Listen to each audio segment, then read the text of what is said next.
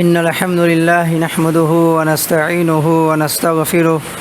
ونعوذ بالله من شرور أنفسنا ومن سيئات أعمالنا من يهده الله فلا مضل له ومن يضلله فلا هادي له وأشهد أن لا إله إلا الله وحده لا شريك له وأشهد أن محمدًا عبده ورسوله أما بعد فإن خير الحديث كتاب الله وخير الهدي هدي محمد صلى الله عليه وسلم وشر الأمور محدثاتها وكل محدثة بدعة وكل بدعة ضلالة وكل ضلالة في النار. قال الله تبارك وتعالى في الكلام المجيد والفرقان الحميد: أعوذ بالله من الشيطان الرجيم. بسم الله الرحمن الرحيم.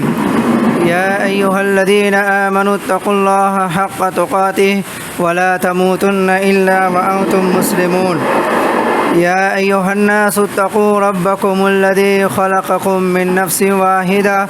وخلق منها زوجها وبث منهما رجالا كثيرا ونساء واتقوا الله الذي تساءلون به والأرحام إن الله كان عليكم رقيبا. يا أيها الذين آمنوا اتقوا الله وقولوا قولا سديدا يصلح لكم أعمالكم ويغفر لكم ذنوبكم ومن يطع الله ورسوله فقد فاز فوزا عظيما. أما بعد فإن خير الحديث كتاب الله وخير الهدي هدي محمد صلى الله عليه وسلم وشر الأمور محدثاتها وكل محدثة بدعة وكل بدعة ضلالة وكل ضلالة في النار. اللهم صل على محمد وعلى آل محمد كما صليت على إبراهيم وعلى آل إبراهيم إنك حميد مجيد. اللهم بارك على محمد وعلى آل محمد كما باركت على إبراهيم وعلى آل إبراهيم إنك حميد مجيد. رب اشرح لي صدري ويسر لي أمري واحلل عقدة من لساني يفقهوا قولي. وقال الله تبارك وتعالى: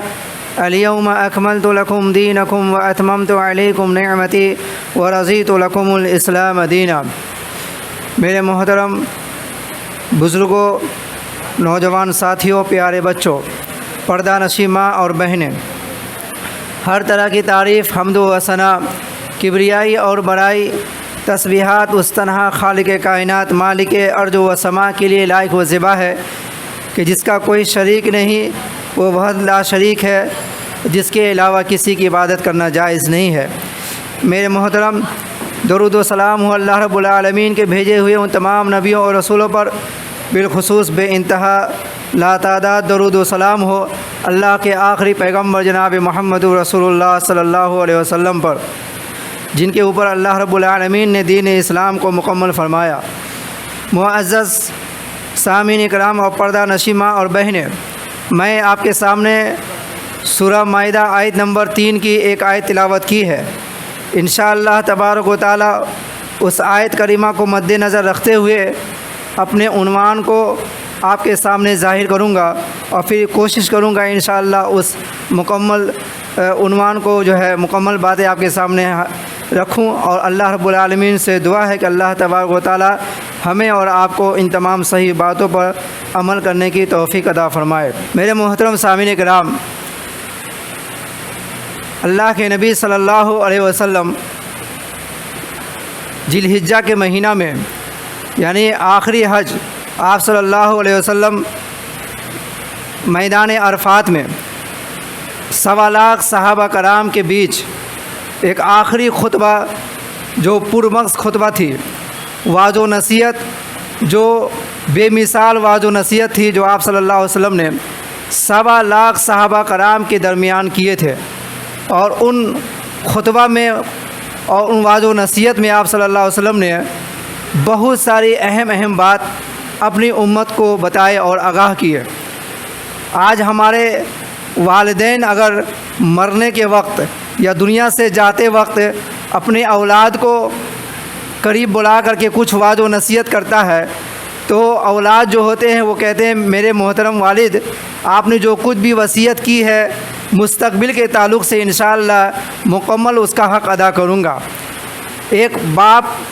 کی ذمہ داری جو ہوتی ہے وہ اولاد کو نصیحت کرتا ہے کہ میرے بیٹے میرے مرنے کے بعد تمہیں یہ کرنا ہے وہ کرنا ہے،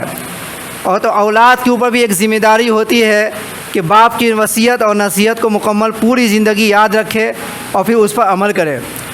تو ایک باپ کی نصیحت ایک اولاد یاد رکھ سکتا ہے، تو جو کہ جناب محمد رسول اللہ صلی اللہ علیہ وسلم کا مقام و مرتبہ کا کیا کہنا، وہ پوری دنیا میں سب سے بہتر اور محترم اور معزز شخص تھے۔ ان کے جیسا کوئی آج تک انسان پیدا ہوا ہی نہیں ہے، اور وہ آخری نبی آخری رسول تھے۔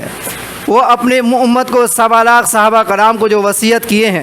جو نصیحت کیے، کیا ہوا ہمارے لیے ضروری نہیں ہے کہ ہم اس وصیت کو اپنے سینے میں لگا کر رکھیں سینے سے، اور پھر اس کو ہمیشہ یاد رکھیں، اس پر عمل کریں؟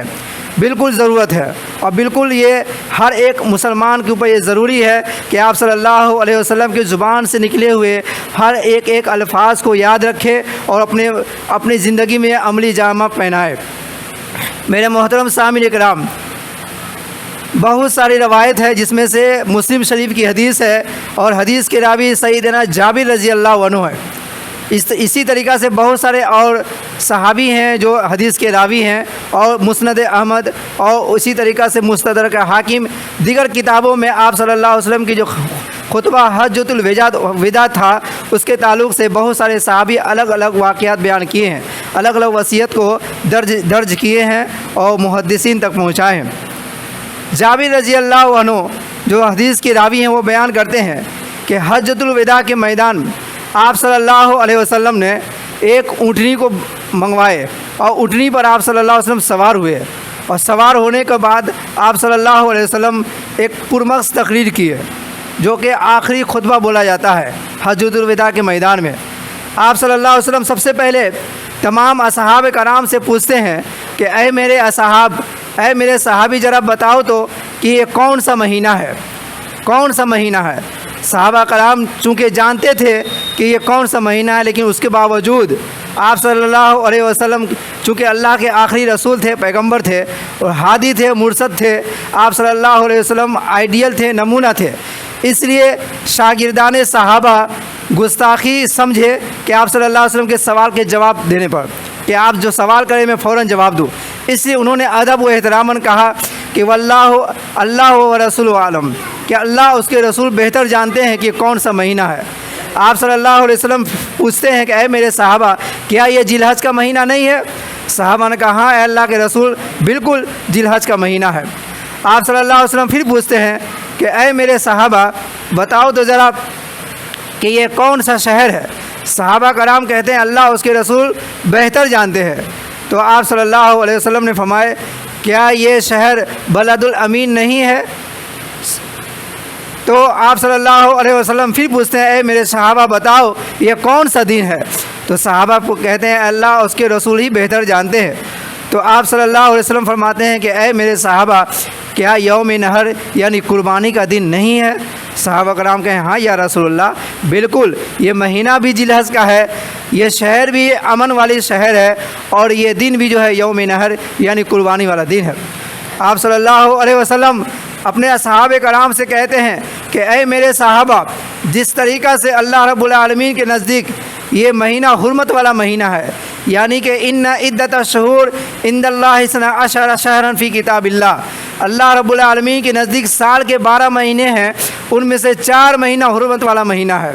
جس میں قتل و غارت، خون ریزی کرنا، گالی گلوز دینا، اسی طریقہ سے کوئی گناہ والا کام کرنا اس مہینے میں اللہ رب العالمین نے حرام قرار دیا۔ تو آپ صلی اللہ علیہ وسلم گن کر بتائے کہ گنو، ایک ذوالقعدہ، دوسرا ذی الحجہ اور تیسرا محرم الحرام، اور چوتھا جو ہے جو شعبان مہینہ سے پہلے جو مہینہ آتا ہے وہ مہینہ یعنی رجب۔ 4 مہینہ جو حرمت والا مہینہ ہے، جس میں قتل و غارت کرنا حرام ہے، خون ریزی کرنا حرام ہے۔ اسی طریقہ سے جس شہر میں ہم ہیں وہ یعنی کہ یہ شہر مکہ، اس شہر میں بھی خون ریزی کرنا حرام یعنی حرمت والا شہر ہے۔ اسی طریقہ سے یہ دن جو ہے یعنی کہ یہ یوم نحر سب سے عظیم دن ہے، سب سے مبارک اور مقدس دن ہے جسے یوم نحر کہا جاتا ہے۔ تو آپ صلی اللہ علیہ وسلم اس واقعات کو، اس بات کو یاد دلاتے ہوئے صحابہ کرام کو کہتے ہیں کہ اے میرے صحابہ، جس طریقہ سے یہ ذی الحج کا مہینہ عظمت والا مہینہ ہے، حرمت والا مہینہ ہے، جس طریقہ سے یہ شہر بلد الامین ہے یعنی حرمت والا شہر ہے، جس طریقہ سے یہ دن جو ہے تمام دنوں سے افضل دن ہے، اے میرے صحابہ اسی طریقہ سے مسلمانوں کا خون جو ہے، ایک مسلمان کا دوسرے مسلمان کا خون جو ہے حرمت والا ہے،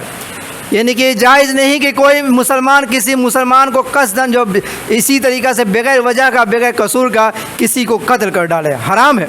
اللہ کے نبی صلی اللہ علیہ وسلم نے مسلمانوں کا خون بہانا حرام قرار دیا، سوائے تین وجہ کے کوئی کسی کو قتل نہیں کر سکتا۔ ایک وجہ یہ ہے کہ اگر اس نے دین اسلام سے منہ پھیر لیا، یعنی اسلام کو چھوڑ دیا، اسلام سے خارج ہو گیا، اسلام کو اور پھر کلمہ شہادت کی گواہی دینا چھوڑ دی اور غیروں کی عبادت کرنا شروع کر دیا، تو اگر یہ شہر یا ملک جو ہے اسلامی ملک ہے تو اسلامی ملک کے اوپر یہ ضروری ہے کہ اسے قتل کر دیا جائے۔ دوسرا، اگر کوئی زانی ہے یعنی کہ شادی شدہ زناکار زانی، اس کو اگر انہوں نے زنا کیا تو اسے قتل کر کیا جائے گا، شادی شدہ زناکار۔ اسی طریقہ سے ایک وہ شخص کہ جس نے کسی کو قتل کیا تو اس کے بدلے میں اسے قتل کیا جائے۔ صرف تین وجہ سے کسی کو مسلمان کو قتل کیا جائے گا بدلے میں، باقی کسی وجہ سے مسلمان کو قتل نہیں کیا جائے گا، خون ریزی نہیں بہایا جائے گا۔ لیکن آج مسلمان جو ہے، آج مسلمانوں کی حالت یہ ہو چکی ہے کہ مسلمان اپنے بھائیوں کے، اپنے رشتہ داروں کے، کبھی پیپروں میں اور اخباروں میں خبر ملتی ہے کہ بیٹے نے باپ کو قتل کر دیا، کبھی بیٹا ماں کو قتل کر دیتا ہے، کبھی جو ہے بھائی جو ہے بہن کو قتل کر دیتا ہے۔ اس طریقہ سے اخباروں میں خبر سننے کو ملتی، پڑھنے کو ملتا ہے۔ آخر کیوں؟ اس کی وجہ کیا ہے؟ اس کی وجہ یہ ہے کہ لوگ جو ہے اپنے انا اور روپیے اور پیسے اور دھن اور دولت، زمین اور جائیداد کے چکر میں جو ہے ایک مسلمان دوسرے مسلمان کو قتل کرتا ہے، حالانکہ اللہ رب العالمین قرآن مجید میں قتل کے بدلے قتل فرمایا اور کہا کوئی اگر بغیر کسی وجہ سے کسی مسلمان کا قتل کرتا ہے تو اللہ تبارک و تعالیٰ نے فرمایا من قتل نفسا بغیر نفس او فساد فی الارض فکأنما قتل الناس جميعا، کہ اگر کسی شخص نے کسی کو بغیر کسی وجہ سے، بغیر کسی قصور کا کسی کو قتل کیا تو انہوں نے گویا کہ سارے انسانوں کو قتل کیا۔ اور پھر مسلمانوں کے تعلق سے اللہ تبارک و تعالیٰ فرماتا ہے کہ اگر کسی مسلمان نے کسی مسلمان کو قتل کیا، وَمَن يَقْتُلْ مُؤْمِنًا مُتَعَمِّدًا فَجَزَاؤُهُ جَهَنَّمُ خَالِدًا فِيهَا وَغَضِبَ عَلَيْهِ وَلَعَنَهُ وَأَعَدَّ لَهُ عَذَابًا عَظِيمًا۔ اللہ رب العالمین اس آیت میں فرماتا ہے کہ وَمَن يَقْتُلْ مُؤْمِنًا، کسی مسلمان نے کسی مومن کو قتل کیا، فجزاؤ جہنم خالدن فیہا، تو پھر اللہ رب العالمین فرماتا ہے کہ اس کا ٹھکانہ جہنم ہے، اور جہاں وہ خالدن فیہا، جہاں وہ ہمیشہ رہے گا، وغضب علیہ ولعنہ، اور اس کے اوپر اللہ کی لعنت ہے اور غضب ہے، اور اعد لہ عذابا عظیما، اور اس کے لیے دردناک عذاب عظیم کی بشارت ہے۔ یہ ہے اللہ رب العالمین کی طرف سے یہ حکم کہ اگر کسی مسلمان نے کسی مسلمان کو قتل کیا تو پھر اس کے اوپر بھی یہ عائد ہوتی ہے اس کو قتل کیا جائے، یا پھر اس کے اوپر اللہ کی لعنت ہے، یا پھر اس کا ٹھکانہ عذاب جہنم ہے۔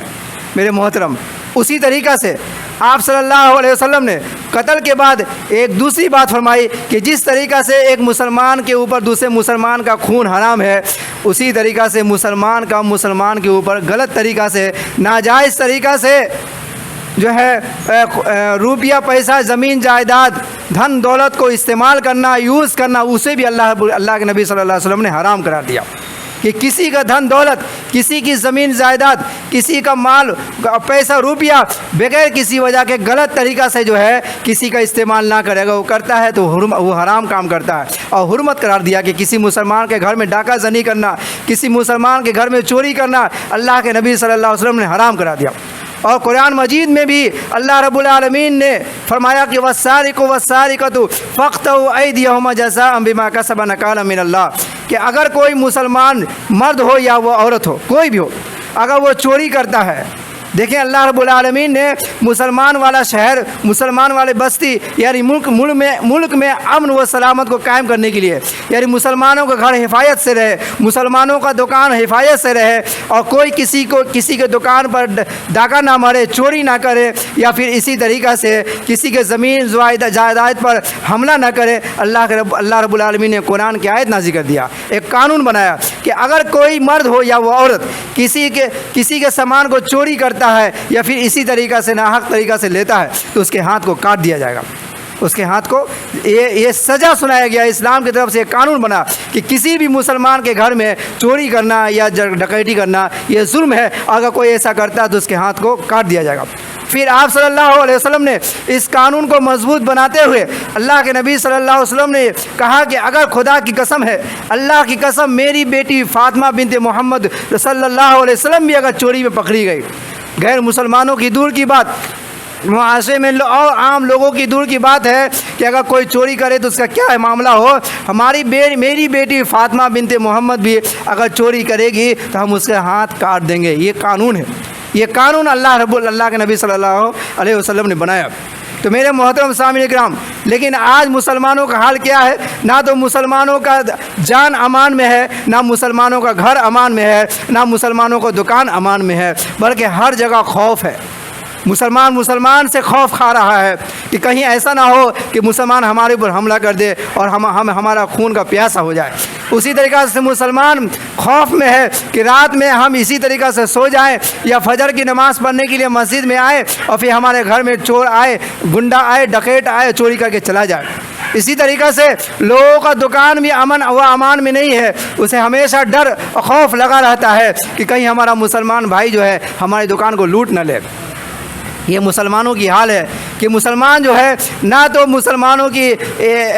کو خون کی پاس و لحاظ رکھتا ہے اور نہ ہی مسلمانوں کے گھر و بار، مال و جائیداد کی حفاظت کرتا ہے۔ اسی طریقہ سے اللہ رب العالمین قرآن مجید میں فرماتا ہے یا ایھا الذین آمنوا لا تاکلوا الربا اضعافا مضاعفا واتقوا اللہ لعلکم تفلحون، کہ اے ایمان والو تمہارے اوپر جو ہے سود کو حرام قرار دیا۔ اور اللہ کے نبی صلی اللہ علیہ وسلم حجۃ الوداع کے میدان میں خطبہ میں آپ صلی اللہ علیہ وسلم نے لوگوں سے کہا کہ اے لوگوں، جس یوم جاہلیت یعنی زمانے جاہلیت کے زمانے میں جو سود کا کاروبار چلا کرتا تھا،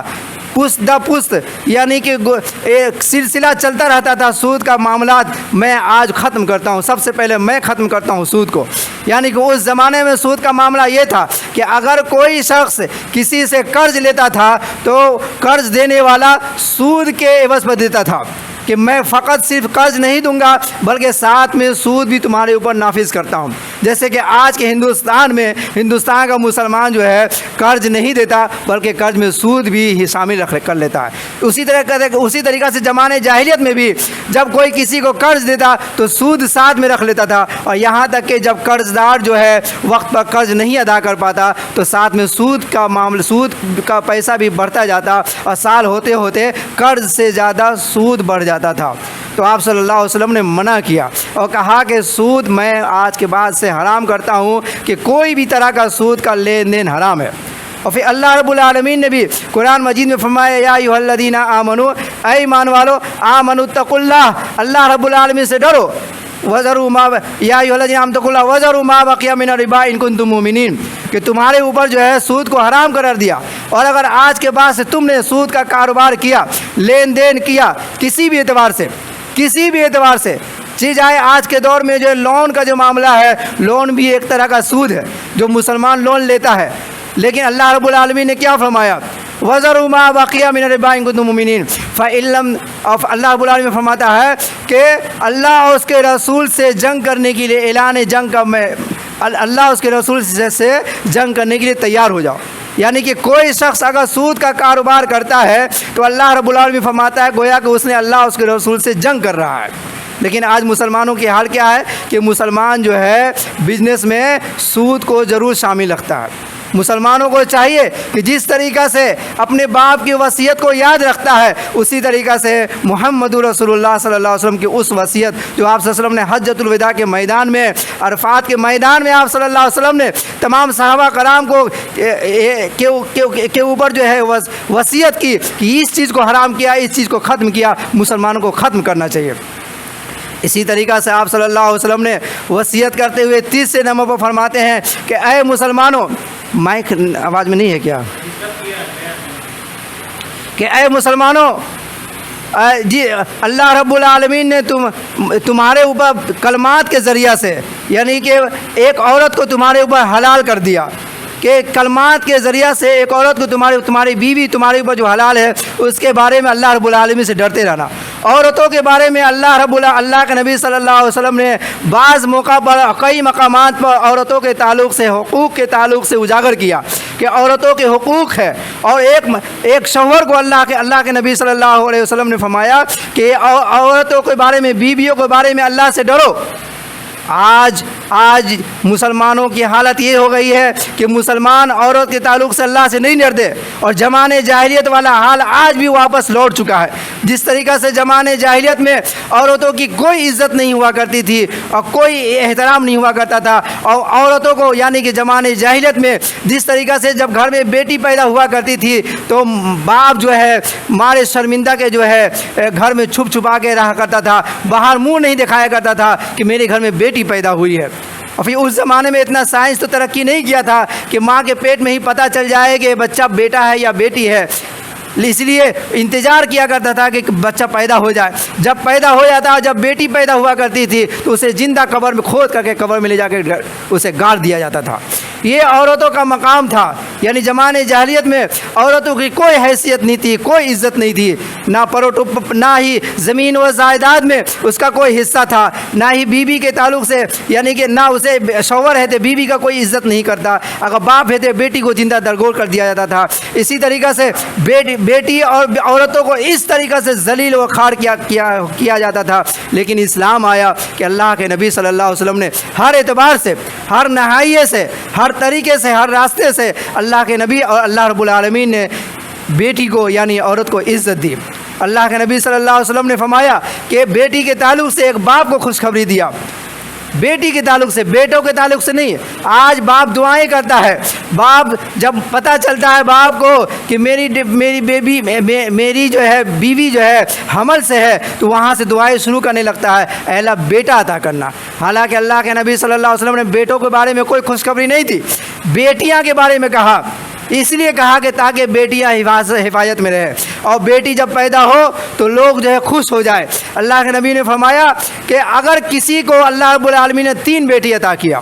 3 بیٹی اللہ رب العالمین نے کسی کو عطا کیا، تو پھر وہ اس کی پرورش صحیح طریقہ سے کی، نان و نفقہ کا خیال کیا، کپڑے لتے پہنائے، جو کھایا وہ کھلایا، جو پہنا وہ پہنایا، اور پھر اس کی اچھی تعلیم و تربیت کی، اور پھر اس کی نکاح اچھے گھرانے میں کیا، یعنی اچھا داماد ڈھونڈا، تو وہ میرے ساتھ جنت میں اس طریقہ سے ہوگا، یعنی وہ میرے ساتھ جنت میں ہوگا۔ بشارت ہے ان والدین کو، بشارت ہے اس باپ کو کہ جس کی بیٹی اگر 3 ہے تو پھر وہ اگر اس کو اچھی طریقہ سے پرورش کی، ہر طرح کا خیال کیا، حلال و حرام کی تمیز بتائی، اور پھر اس کے لیے اچھا شوہر ڈھونڈا، تو وہ جنت میں اللہ کے رسول کے اتنا قریب ہوگا جتنا کہ 1-2 انگلی ایک دوسرے کے درمیان ہے، اتنا قریب ہوگا، گویا کہ وہ اللہ کے رسول صلی اللہ علیہ وسلم کے ساتھ جنت میں ہوگا۔ ایک صحابی نے پوچھا، اے اللہ کے نبی صلی اللہ علیہ وسلم، اگر کسی کی 2 بیٹی ہو تو پھر اس کے بارے میں کیا حکم ہے؟ آپ نے فرمایا کہ اگر جس کی 2 بیٹی ہے تو وہ بھی اگر اسی طریقہ سے خیال کیا تو وہ بھی میرے ساتھ جنت میں ہوگا۔ یہ ہے بیٹیوں کے بارے میں حکم۔ اسی طریقہ سے ہر رشتے میں اللہ کے نبی صلی اللہ علیہ وسلم نے عورتوں کا مقام دیا۔ اگر وہ ماں ہے تو اللہ کے نبی نے فرمایا کہ سب سے زیادہ حقوق حسن سلوک سے پیش آنے کا حق جو ہے ایک اولاد کے اوپر، باپ کے اوپر نہیں ہے بلکہ ماں کے اوپر ہے۔ کہ عبداللہ ابن مسعود فرماتے ہیں کہ اللہ کے نبی صلی اللہ علیہ وسلم کے پاس ایک شخص آیا اور کہا، اے اللہ کے رسول، سب سے زیادہ حسن سلوک کا حقدار کون ہے؟ تو آپ نے کس کا نام لیا؟ ایک ماں کا نام لیا، ایک عورت کا نام لیا، کہ عورت کے ساتھ حسن سلوک سے پیش آئے جائے۔ پھر پوچھا، پھر کس کا؟ کہا پھر بھی تمہاری ماں ہی کا حقوق ہے۔ کہا پھر کس کا؟ کہا پھر ہی تمہاری ماں کا۔ پتہ چلا کہ اسلام میں عورتوں کا اتنا مقام ہے کہ اگر باپ ہے تو بیٹی کو پرورش کرنے کی وجہ سے جنت میں جائے گا، اگر وہ اولاد ہے تو ماں کی خدمت کر کے وہ جنت کا مستحق ہوگا۔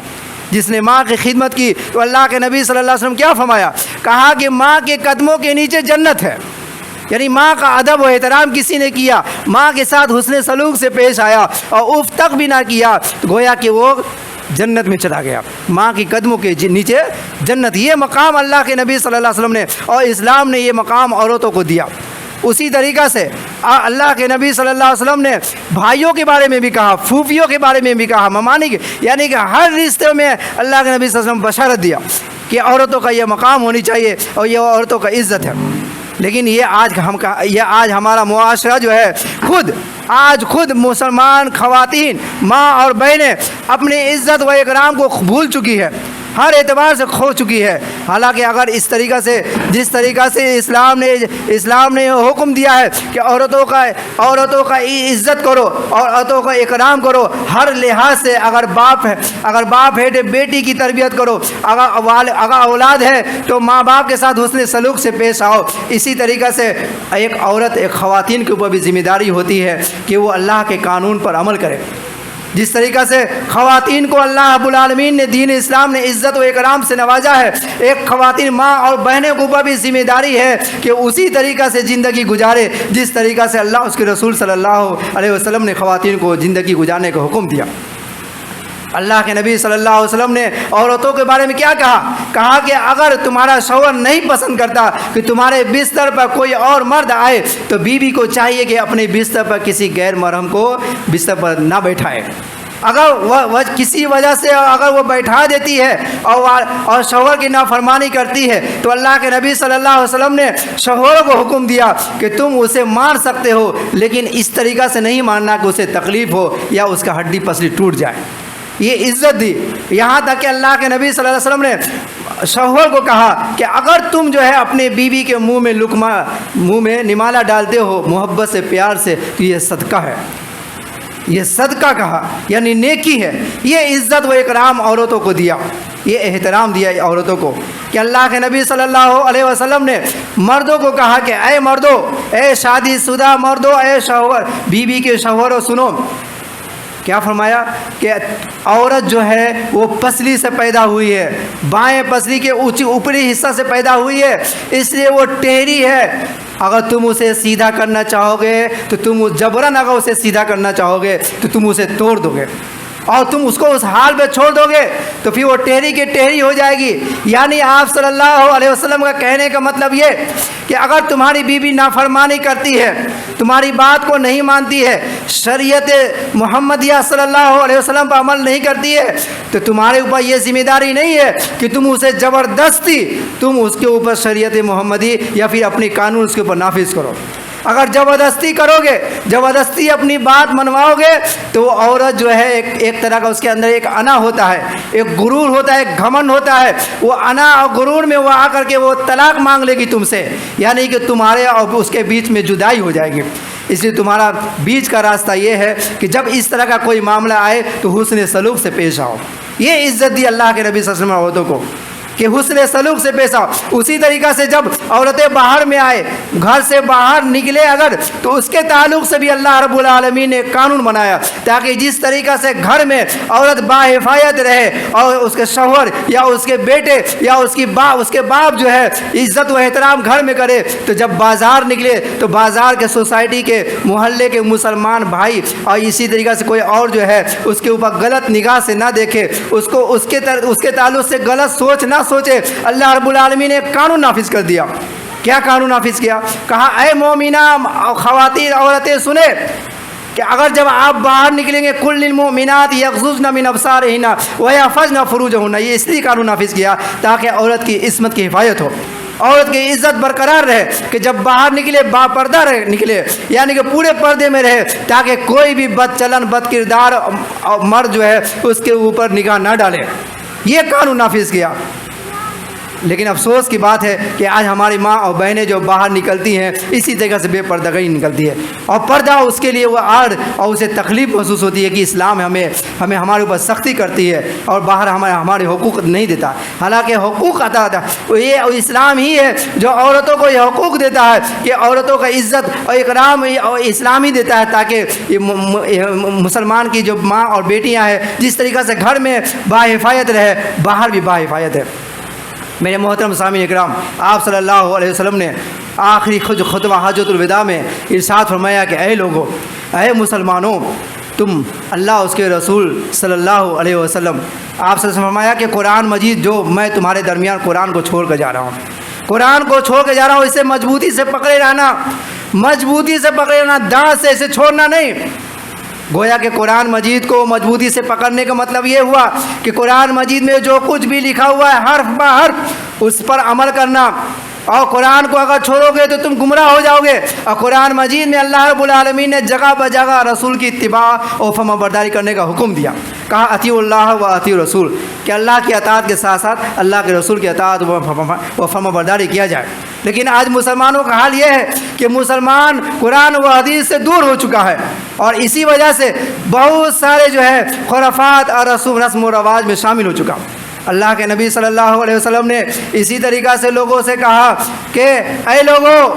لوگوں، جس طریقہ سے تمہارا باپ ایک ہے اسی طریقہ سے تمہارا رب بھی ایک ہے، یاد رکھنا، خبردار، کوئی گورے کو کالے پر فوقیت نہیں ہے اور نہ ہی کالے کو گورے پر فوقیت ہے، نہ ہی کوئی عربی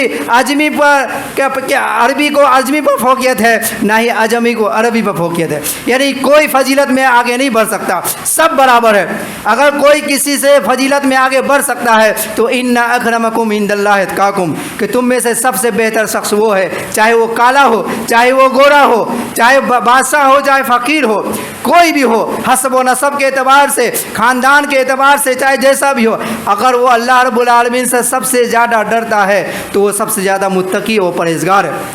اسی لیے آپ جب تاریخ کی کتابوں کو پڑھیں گے تو بلال حبشی رضی اللہ عنہ چہرے میں شکل و صورت کے اعتبار سے کالے تھے، اور پھر سے رنگ کے اعتبار سے کالے تھے، شکل و صورت کے اعتبار سے خوبصورت نہیں تھے، لیکن اس کے باوجود کیوں اللہ کے نبی صلی اللہ علیہ وسلم نے کہا کہ بلال جنت میں مجھ سے آگے جنت میں نے اسے قدموں کی آہٹ سنا، کیونکہ وہ بلال حبشی سب سے زیادہ اللہ سے ڈرتے تھے۔ تو اسی لیے مسلمانوں کے اوپر یہ ضروری ہے کہ مسلمان نہ تو حسب و نسب دیکھے، نہ کالا و گورا دیکھے، نہ امیر و غریب دیکھے، نہ کوئی چیز دیکھے، بلکہ وہ دیکھے کہ سب سے زیادہ کون اللہ سے ڈرتا ہے۔ جو سب سے زیادہ اللہ سے ڈرتا ہے وہ واقعی میں سب سے زیادہ وہ متقی و پرہیزگار ہے۔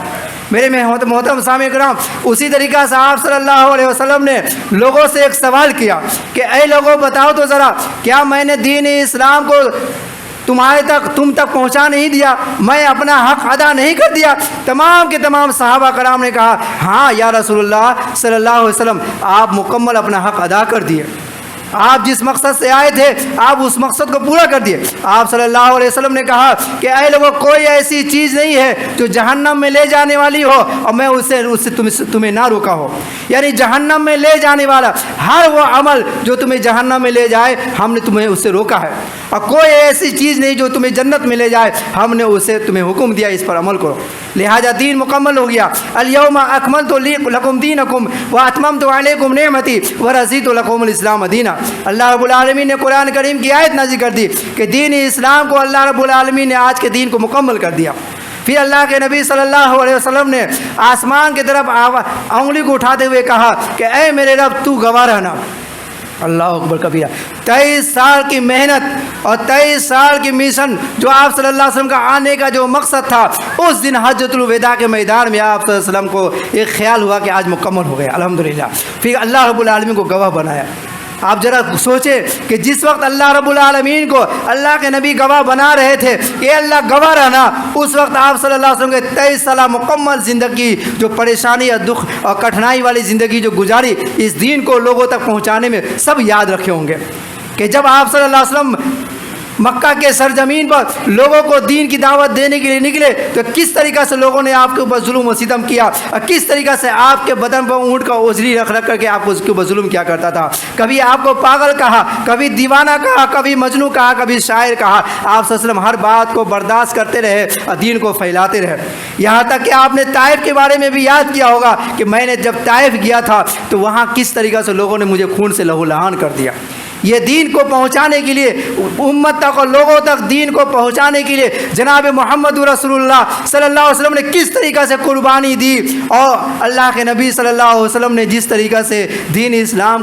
کو مکمل کرنے کے لیے اور لوگوں تک پہنچانے کی قربانی دی، اللہ کی قسم اس سے پہلے کسی نبی نے اتنی مصیبت، اتنی قربانی کو برداشت نہیں کیے جتنی مصیبت اللہ کے نبی صلی اللہ علیہ وسلم برداشت کیا۔ لیکن افسوس کی بات ہے کہ آج ہم مسلمان جو ہے اس دین کو چھوڑ چکے ہیں، جس دین کو اللہ کے نبی نے ہمارے ذمے چھوڑ کے گئے کہ اے لوگو تم کبھی گمراہ نہیں ہوگے جب تک کہ تم قرآن حدیث کو مضبوطی سے پکڑے رہو گے۔ لیکن آج مسلمان ہر معاملات میں جو ہے قرآن و حدیث سے دور ہو گئے اور پھر رسم و رواج اور بدعت و خرافات پر عمل کرنے بیٹھے۔ حالانکہ اللہ کے نبی صلی اللہ علیہ وسلم نے، اللہ رب العالمین نے کہا ان ھذہ امتکم امۃ واحدۃ وانا ربکم فاعبدون، کہ اے لوگو جس طریقہ سے یہ دین جو ہے تمہارا ایک دین ہے، یہ امت ایک دین ہے، وانا ربکم، میں رب تمہارا رب ہوں، میں اکیلا تمہارا رب ہوں۔ لیکن مسلمان دین کو بھی ایک نہیں مانا، 72-73 دین مان لیا، فرقوں میں تقسیم ہو گئے اور رب بھی کئی رب بنا لیے مسلمانوں نے۔ حالانکہ پیدا کس نے کیا؟ وَأَنَا رَبُّكُمْ، اللہ کہتا ہے میں تمہارا رب ہوں، میں تمہیں پیدا کیا ہوں، میں تمہارا خالق ہوں، میں تمہارا مالک ہوں، میں تمہارا پالنہار ہوں۔ لیکن مسلمان یہ ماننے کے باوجود کہ میرا رب اللہ ہے، مجھے اللہ نے پیدا کیا، پاؤں کے ناخن سے لے کے سر کے بال تک ہر ایک چیز کا وجود میں میرا رب نے ڈال لایا ہے، لیکن اس کے باوجود فاعبدون، عبادت کسی اور کا کرتا، عبادت کسی اور کا کرتا ہے۔ وقت نہیں ہے ورنہ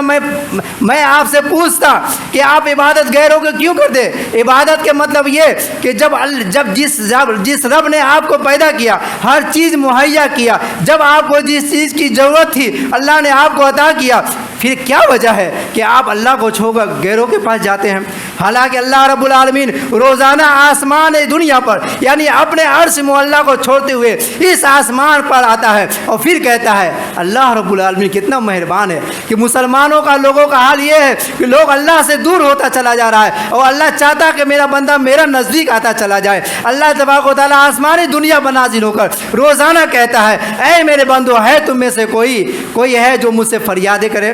اپنی ضروریات کو میرے سامنے رکھے؟ کوئی پریشان حال ہے، کوئی مصیبت زدہ ہے، کوئی قرض میں ہے، کسی کو بیٹوں کی ضرورت ہے، کسی کو اولاد کی، کسی کو دولت کی ضرورت ہے، کسی کو کسی چیز کی ضرورت ہے، کسی کو کسی فائدے کی ضرورت ہے، اگر تمہیں جو کچھ بھی مانگنا مجھ سے مانگو، میں تمہیں دوں گا۔ لیکن مسلمان جو ہے اللہ رب العالمین سے دور ہو کر غیر اللہ کی طرف جا رہے ہیں۔ میرے محترم سامعین اکرام، حجۃ الوداع میں جو آپ صلی اللہ علیہ وسلم وصیت کی تھی، بہت ساری باتیں تھیں، لیکن اس میں سے کچھ باتیں آپ کو سنایا۔ ان میں سے آخری بات جو آپ صلی اللہ علیہ وسلم نے لوگوں سے کہا وہ یہ تھا کہ اے لوگو اللہ رب العالمین سے ڈرو، اللہ رب العالمین سے ڈر جاؤ اور ایک اللہ کی عبادت کرو، اور 5 وقتہ نماز کو اپنی زندگی سے ضائع نہ ہونے دینا، وقت پر 5 وقت نماز ادا کرنا۔ اور یہ نماز کے بارے میں آپ صلی اللہ علیہ وسلم نے مرتے دم تک کہا کہ تم جو ہے الصلاۃ لما ملکت ایمانکم، تم نماز کو ہمیشہ قائم رکھنا۔ تو میرے محترم سامعین اکرام، وقت ختم ہو چکا ہے۔ ہم آپ سے یہ گزارش کرتے ہیں اور آپ سے اپیل کرتے ہیں، آپ سے بھیک مانگتے ہیں، آپ سے التماس کرتے ہیں کہ میرے بھائیوں، اللہ کے نبی صلی اللہ علیہ وسلم جو دین آپ کے پاس یعنی ہمارے پاس چھوڑ کے گئے ہیں اسے مضبوطی سے پکڑے اور اللہ کے گھر کو خالی نہ رکھیں، اللہ کے گھر کو ہمیشہ بھر کر رکھے۔ پانچوں نماز میں جس طریقہ سے جمعہ کی نماز میں آپ جم گھٹا لگا کر مسجد میں آتے ہیں، اسی طریقہ سے 5 نماز آپ کے اوپر فرض ہے، آپ نماز کا ادائیگی کریں۔ اسی طریقہ سے عورتوں کے بارے میں اللہ کے نبی نے جو واضح و نصیحت کی، عورتوں کا خیال کرے اور عورتوں کے بارے میں اللہ رب العالمین سے ڈرے۔ اللہ تبارک و تعالیٰ سے دعا ہے کہ اللہ تبارک و تعالیٰ ہم تمام مسلمانوں کو قرآن و حدیث پر عمل کرنے کی توفیق عطا فرمائے، اور ہم تمام مسلمانوں کو جب تک زندہ رکھے ایمان پر زندہ رکھے، اور پھر جو خاتمہ ہو یعنی موت ہو اسی ایمان پر ہو۔ آمین۔ اللہم تقبل منی انکا انت السمیع العلیم وتب علینا انکا انت التواب الرحیم۔